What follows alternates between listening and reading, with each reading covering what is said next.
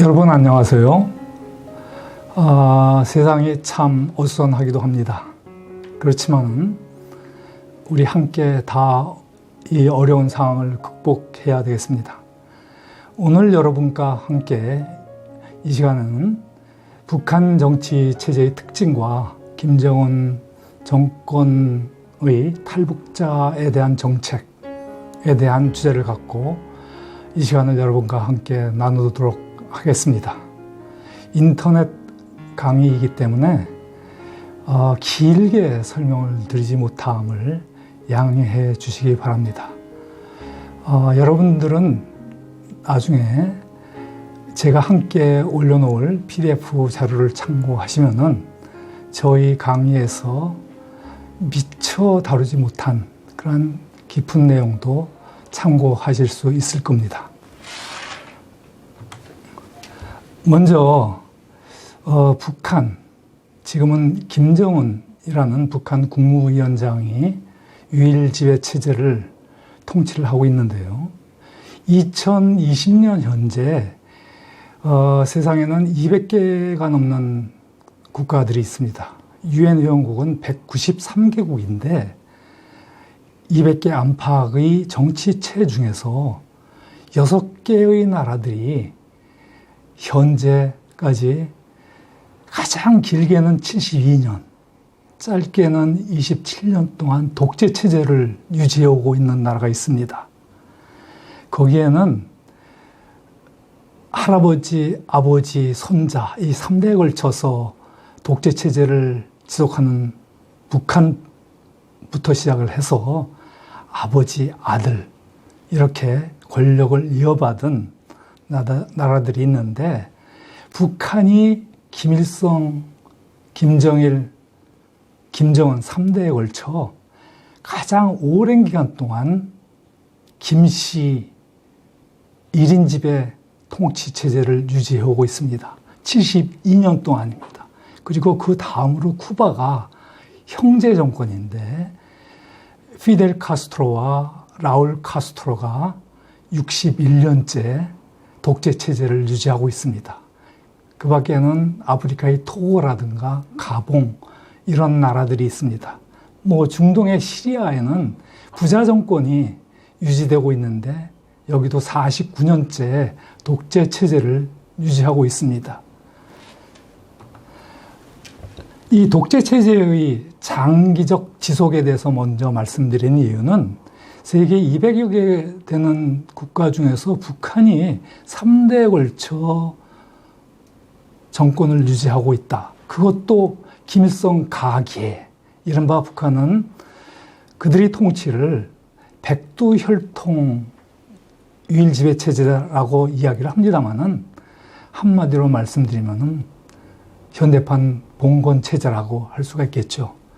그러한 기본적인 현실을 인식한 토대 위에서 북한의 통치 이념이라든가 권력 구조, 어떻게 3대 세습이 이루어져 왔는가, 그리고 현재 김정은이 체제는 어떤 특징을 가지고 있는가를 생각해 보면은 여러분이 북한이라는 체제의 본질을 이해할 수 있게 될 겁니다. 우선 여러분 주체사상이라는 이야기 들어보셨겠죠? 바로 북한이 통치 이념입니다. 주체사상이라고 해서 북한은 사람 중심의 사상이라고 설명을 합니다. 근데 이 사람 중심의 사상, 일견 듣기에 굉장히 그럴듯하죠. 그런데 그 사람이라는 것이 북한이 이데올로기적 논리 구상을 쫓아가다 보면은 그 사람은 바로 김일성, 김정일, 김정은으로 이어지는 김씨 유일지배 체제의 수령 중심의 사상이라는 것입니다. 여러분이나 나, 그리고 일반 시민들, 우리 대한민국 국민들, 그리고 조선민주주의 인민공화국, 즉 북한이 2,500만이 넘는 일반 주민들 한 사람 한 사람이 세상의 주인이 되는 그런 개인의 실존을 인정받고 능력을 인정받고 나면서부터 기본적인 인권, 능력을 보장받는 하나의 개인, 즉 인디비주얼로서 인정받는 것이 아닌 오로지 수령, 1인 지배 독재자의 지시를 당이라는 조직을 통해서 전달받고 그것을 그대로 이행을 하면은 인간으로서 해방된다라는 것이 바로 주체사상이고 그것이 북한의 통치 이념입니다. 여러분이 함께 보실 자료에는 주체사상을 북한은 당의 유일적 지도사상 또는 조선노동당은 주체사상을 유일한 지도사상으로 하는 주체형의 혁명적 당이다 라고 설명을 하고 있습니다만은 말씀드린 것처럼 바로 수령 당 조직을 통해서 인민대중, 즉 수령이 지시, 말, 명령 이런 것들을 당이라든 조직을 통해서 전달받은 그냥 일반 주민들은 그것에 따르는 것이 바로 주체사상의 핵심입니다. 그림에 북한은 주체사상이 기초해가지고 주체사상이 기초하여 그 출발점으로 삼는 철학의 근본 원리, 앞서 말씀드린 것처럼 바로 사람이 모든 것의 주인이며 모든 것을 결정한다라고 주장을 합니다마는 설명드린 바와 같이 바로 그것은 김일성의 말만이 정당하다는 것이고 북한의 수령은 무오류의 인간으로서 추앙을 받습니다.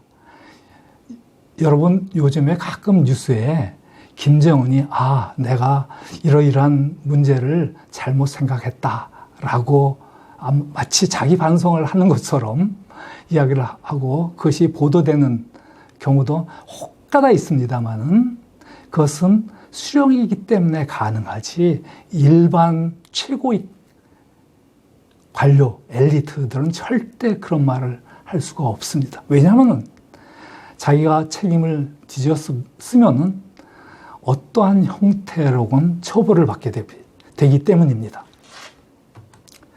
그림에는 우리 당의 혁명사상, 주체사상으로부터 튼튼히 무장하자라는 평양의 주체사상탑을 여러분들이 볼 수 있을 겁니다.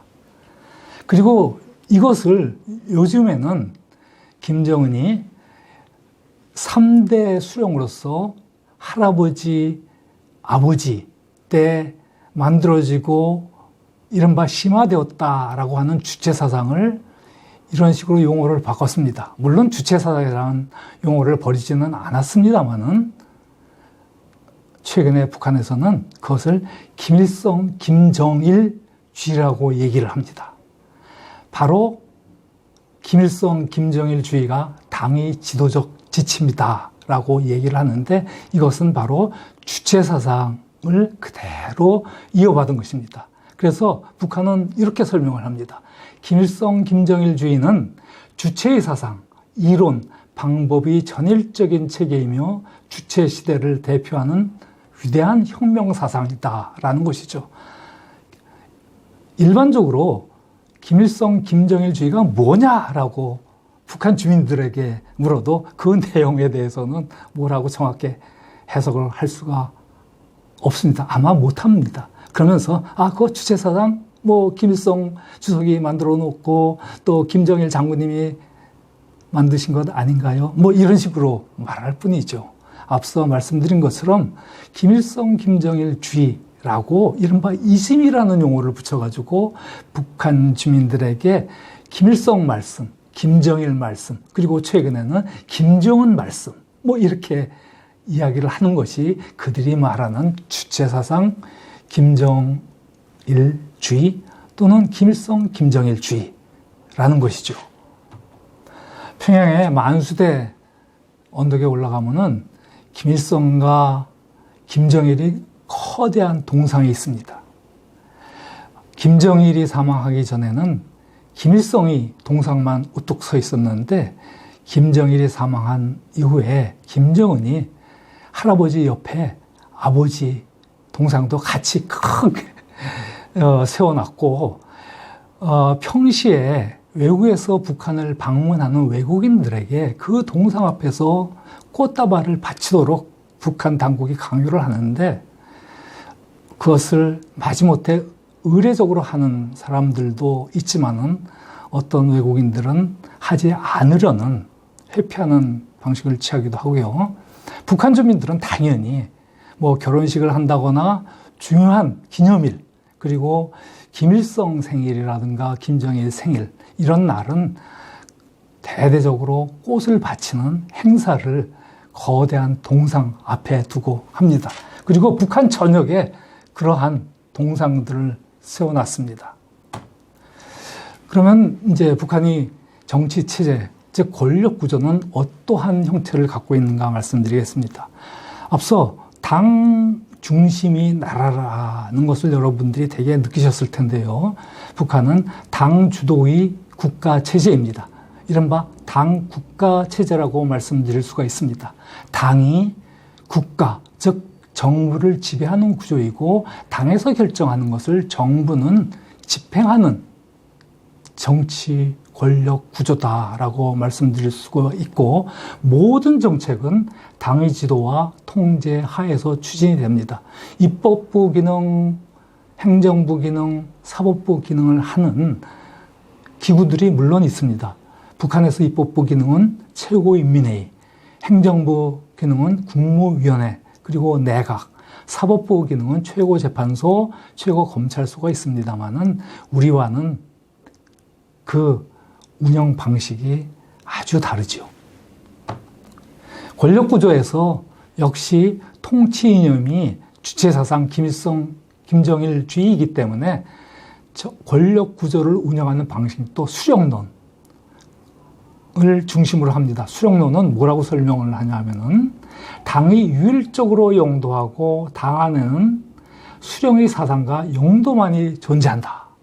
당의 유일 사상 체계를 세우는 사업은 수령의 혁명 사업을 대를 이어 개성하고 완성해 나가기 위해 항구적으로 튼튼히 틀어지고 나가야 할 사업다라고 논리를 세우고, 이것에 맞추어서 입법, 사법, 행정이 작동되게 됩니다. 북한이 오늘날 같은 권력구조는 사실 1970년대에 어느 정도 완성이 되고, 김정일이 김일성이 공식적인 후계자로 등장한 1980년 10월 제6차 당대회에서입니다. 지난 2016년 5월 달에 36년 만에 당대회가 개최됐습니다. 즉 제7차 노동당 대회가 개최되었는데, 북한에서는 당대회가 법규상으로는 5년마다 개최되어야 하는데 북한 내부 시스템이 제대로 작동되어지지 못하기 때문에 36년 만에 개최된 것이고, 김정일이 북한 당, 정, 군의 최고 지도자, 유일지배 지도자로 있을 때는 한 차례도 열리지 못하고 단지 당대회에 준하는 당대표자 회를 2번 정도 개최한 바가 있습니다. 그림을 보면은 당시 김일성, 김정일로 넘어가는 제6차 당대회의 그림을 볼 수가 있고요. 오늘날 김정은의 권력 구조는 바로 그런 것을 그대로 이어받고 몇 차례의 헌법, 즉 사회주의 헌법을 개정했습니다. 가장 최근에 헌법 개정이 된 것은 2019년 4월 11일, 즉 작년 4월 10일인데요. 거기에는 국무위원회 위원장을 과거 김정일 때에는 국방위원회 위원장이라는 직책으로 북한을 통치했는데, 지금은 김정은이 더 이상 국방위원회 제1위원장이라는 직책으로 북한을 다스리지 않고 국무위원회 위원장이라는 직책으로 북한을 통치하는데, 우리로 말하면 대통령이라고 볼 수가 있고, 뭐 사회주의 국가인 중국에 비교를 하면은 국가 주석이다라고 볼 수가 있습니다. 김일성 시대에 1972년에 북한에서 헌법 개정을 통해서 당시 수상이었던 김일성이 국가 주석이라는 명칭으로 1994년 7월 사망할 때까지 그 직위를 갖고 북한 국가를 통치를 했습니다. 물론 조선노동당은 1945년 10월 달 창건된 이후로 그대로 유지가 되고 있죠. 그리고 2016년, 즉 2019년에 앞서 2016년 6월 달에 헌법 개정을 통해서 앞서 말씀드린 것처럼 국방위원회라는 직위는 아버지 김정일에게 이른바 영원한 국방위원장이라고 국방위원장 직위를 아버지 김정일한테 귀속시키고 자기는 국무위원회 위원장이라는 직위를 만들어서 통치하고 있습니다. 그래서 여러분 요새 우리 한국 언론을 보면 가끔가다 김정은 국무위원장이 이렇게 행동을 했다라는 보도가 우리 언론에 가끔씩 보도되고 있습니다. 북한에서 당의 국가라고 했는데 노동당의 위상과 성격은 한마디로 수령이 혁명사상을 지도 지침으로 해서 수령이 유일적 영도 밑에 혁명가 건설을 진행하는 전위 조직입니다. 구체적인 몇 가지 내용은 PDF 파일을 참고하시기 바랍니다. 노동당에는 여러 가지 조직과 기능을 갖고 있는데 조직은 앞서 말씀드린 것처럼 1인 지배 체제를 논리적으로 또 위에서 저 인민대중 저 하부 구조에 이르기까지 지시 전달 체계를 잘 작동할 수 있게끔 만들어 놓은 여러 기구들을 갖고 있습니다. 북한에서 가장 중요한 당의 기구가 조직 지도부와 선전선동부인데 여러분 뒤에 화면에서 볼 수 있겠지만은 최근에 여러분 아마 우리 언론에서 가끔씩 등장하는 김정은의 여동생 김여정에 대한 뉴스가 나오는데 김여정이 오빠이에서 조직 지도부의 제1부부장이라는 직위에 보임이 되었습니다. 그런데 지난 2020년 1월 말 당 정치국 확대 회의에서 조직 지도부 부장, 형식상으로는 김여정보다 높은 상급자인 조직 지도부 부장이 이른바 부정부패를 했다는 이유로 숙청을 당했습니다. 그러니 북한이 유일지배 체제 수령인, 현재 수령인 김정은의 여동생이니까 어떠한 직책을 갖고 있는가에 상관없이 김여정의 권력이 막강하겠죠. 그런데 사실상 현재는 조직 지도부의 제1부부장으로서 실제로 부장 역할을 수행을 하고 있습니다. 그리고 또한 선전선동부의 경우도 상당한 정도로 아직까지도 힘을 발휘하고 있습니다. 그 밖에 북한 노동당 기구에는 당대회, 당대표자회, 당중앙위원회, 그리고 정치국 상무위원회, 정무국 이런 조직들이 있는데 나중에 첨부한 자료를 참고하시기 바랍니다. 제7차 당대 앞서 말씀드린 것처럼 2016년 5월 달에 36년 만에 개최가 되어서 저 그림에 보면은 저 주석단 전면에 김일성과 김정일이 추상화가 있고 그 앞에 단 한가운데 김정은이 자리를 차지하고 있죠. 김정일 시대에는 저 중앙의 추상화에는 김일성 추상화만 있었습니다. 당연히 김일성과 김정일이 사망을 했기 때문에 이른바 김일성 김정일주의라는 그런 이데올로기 하에서 김정은이 통치를 하고 있기 때문에 할아버지와 아버지의 추상화를 벽면에 크게 달아놓은 것이죠. 노동당 기구는 앞서 몇 가지 말씀드렸습니다만 이 도표회의에서 북한의 조선노동당에는 이런 기구가 있다라는 것을 참고하시기 바라고요. 또 북한에서는 당, 행정부 그리고 군부가 있는데 당의 국가이기 때문에 당이 행정부도 지배를 하고 군부도 지배를 합니다. 군부를 당적 차원에서 감독하고 관리하고 하는 기구가 군총정치국인데 군총정치국 국장은 대체적으로 당의 조직 지도부 제1부부장 또는 부부장, 군 담당 부부장이죠. 이런 역할을 했던 사람들이 군 총정치국 국장 직위를 차지하고 있고, 그 이전에 지금 북한의 사실상 빨치산 후예로서 형식상으로는 김정은에 이어서 제2의 직위를 차지하고 있는 최룡해라는 인물이 있는데, 이 최룡해라는 인물도 군 총정치국 국장을 김정은 시대에 처음으로 맡아서 여러 해 담당한 바가 있고, 그 전에 최룡해 이전에는 황병서라는 인물이 당 조직 지도부에서 군부를 사상을 담당하는 부부장 직위를 갖고 있었는데, 김정은 시대에 황병서가 군 총정치국자 직위로 몇 년 동안 그 직위를 유지하다가 한국에서 왔었습니다. 그런데 지금은 완전히 숙청이 되어가지고 어디서 어떤 일을 하고 있는지 모릅니다. 즉 북한의 최고 엘리트들이라고 할지라도 제2의 지위를 차지하고 있던 인물들일지라도 어느 날 갑자기 숙청되고 처형되고 정치 일선에서 사라지는 경우가 종종 발견됩니다.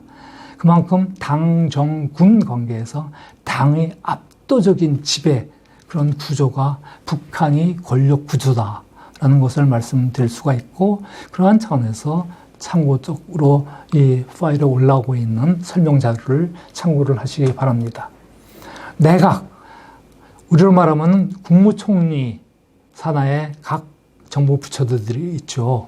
외교부도 있고 통일부도 있고 기획재정부도 있고 또 국토교통부도 있고 보건복지부도 있고 뭐 여성가족부도 있고 등등 하고 있는데, 이런 것이 정책을 집행하는 실무 최고 정책 책임 부서들입니다. 그런데 북한에서는 이러한 내각의 각 부서들은 우리 대한민국보다 세세하게 나뉘어져 있습니다. 그래서 정부 부처들이 한 30개가 넘는데, 이들은 단순히 당에서 결정한 정책을 집행하는 규기에 불과하고, 우리로 말하면은 국무총리, 우리는 권력 구조에서 사실상 의전 서열에서는 대통령 다음에 국회의장, 뭐 대법원장, 또 헌법재판소장, 그리고 국무총리, 뭐 이런 순위라고 알고 있습니다만은, 북한에서 내각 총리는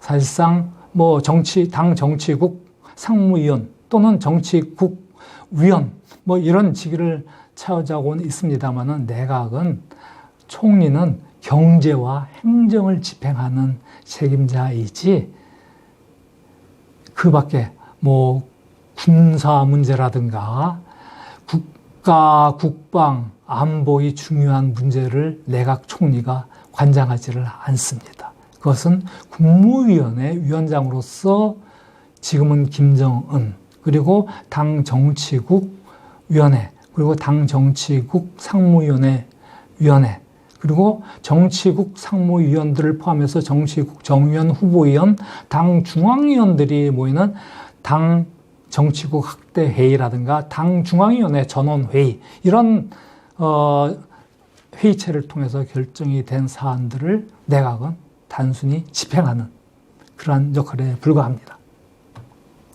국가기구, 정권기관에 대한 도표도 여러분 참고하시기 바라고, 노동당 7차 대회에서 결정된 중요한 노선들이 있습니다. 이것을 몇 가지 말씀드리면은, 최고의 정책 목표가 온 사회의 김일성, 김정일 주의화입니다. 그리고 당면하게는 사회주의 강국 건설을 완성하는 것이고, 여기에 3대 정책 목표로는 경제 건설, 핵무력 건설, 그리고 인민 경제생활 향상입니다. 그래서 북한은 그것을 정치사상 강국 건설, 군사 강국 건설, 과학기술 문명 강국 건설, 그리고 경제 강국 건설이 있는데, 사상 이데올로기적으로는 주체사상 김일성, 김정일주의로 이론적 체계를 완비했기 때문에 그들은 정치사상 강국은 기왕에 완성했다라고 주장을 하고 군사 강국은 여러분 북한은 6차례 핵실험을 통해서 수탄도 능력도 갖고 있고 핵무기 소형화 다량화를 통해서 사실상 실전 배치 수준에 있는데 그걸 통해서 군사 강국을 건설했다라고 이야기를 합니다. 이 핵무기를 운반해서 쏘아 올리는 미사일인데 그것이 운반체계, 즉 중거리, 장거리, 단거리 미사일인데 핵탄두를 소형화시키면은 단거리 미사일이라도 장착할 수 있죠. 그러면은 기왕에 스커드, B, C 이런 단거리 미사일들이 한반도 전역을 갖다가 사정거리로 기용에 전진 배치되어 있습니다. 그리고 일본을 사정거리로 하는 중거리 미사일도 배치되어 있습니다. 그 탄두에다가 핵무기 소형화된 탄두를 올려놓으면 한국은 북한이 핵무기의 인질화 되어 있는 게 사실상 현실이라고 볼 수가 있죠. 그래서 북한은 이 정치사상 강국, 군사강국 건설을 완성을 했는데 지금 경제가 엉망이지 않습니까? 그래서 김정은 시대에는 이 경제강국을 건설하는 게 가장 급선무다라고 정책에 역점을 두고 있는데 북한 핵무기와 미사일을 개발했기 때문에 국제 제재를 받고 있죠. 그렇기 때문에 사실상 그 목표 달성이 거의 불가능한 현실이다라고 볼 수가 있겠습니다. 김정은 정권에 이르러서는 아버지 시대에, 즉 김정일 시대에 사실상 경제 그리고 국가 운영을 거의 할 수 없는 굉장히 어지러운 상태이기 때문에 그래도 북한에서 당은 조직은 제대로 가동하지 않아도 군대가 없으면 북한 체제라든가 또 나라가 유지될 수 없다라는 게 아무리 당위 국가라고 할지라도 김일성 시대부터 이른바 권력은 총대, 즉 총구에서 나온다라는 이런 경구를 무시하지 못하고 김정은 시대까지 이 경구를 그대로 유지를 하고 있는데 그러한 차원에서 김정일 시대에는 일시적인 기간 동안에 군부가 당에 앞서서 북한을 사실상 지배해 온 여러 해의 경험이 있습니다. 그래서 군부가 너무 이렇게 힘이 세지니까 김정은 시대에는 그 힘을 빼기 위해서 당을 다시 기능을 정상화시켜서 지금은 당의 국가체제로 다시 되돌아와 있고 때때로 우리 언론에서 여러분 김정은이 나이 많은 북한이 북한이 명목상 국가 원수라든가 또 핵심 엘리트들이랑 이른바 이렇게 정책을 논의하는 모습도 이렇게 노출시키고 있는데 그러한 것이 바로 이른바 북한에서는 그리고 대외적으로 당위 국가 체제를 정상화했다라는 것을 보여주기 위한 과시용, 홍보용 목적을 또한 갖고 있다라고 볼 수가 있습니다. 김정은이 이 당 확대 회의를 하고 있는 모습이고, 이 화면상에서 이게 서서 보고를 하는 대머리 전 북한 최고인민회의 상임위원장이었던 작년 연말까지도 최고인민회의 상임위원장이었던 김영남을 볼 수가 있는데 김영남은 올해 92살입니다. 김영남은 북한에서 장관급 이상 직위를 50년 이상 누려온, 즉 체제의 가장 향유자라고 볼 수가 있는데 그만큼 2인자로서의 처세가 굉장히 능했다라고 볼 수가 있죠. 김정은이 태어나기도 전에 북한에서 외교부장을 했습니다. 한국으로 따지면 외교부 장관을 했고 또 당에서 국제부장도 한 인물이고 김정일 시대에는 이른바 북한의 국가 원수 역할을 한 인물인데 지금은 이제 은퇴를 해가지고 이전에 물러나 있습니다만은 그러한 인물도 김정은 현재 수령 앞에서 서서 꼿꼿하게 서서 보고하는 모습을 볼 수가 있을 겁니다. 잠깐 쉬고 이어서 하겠습니다.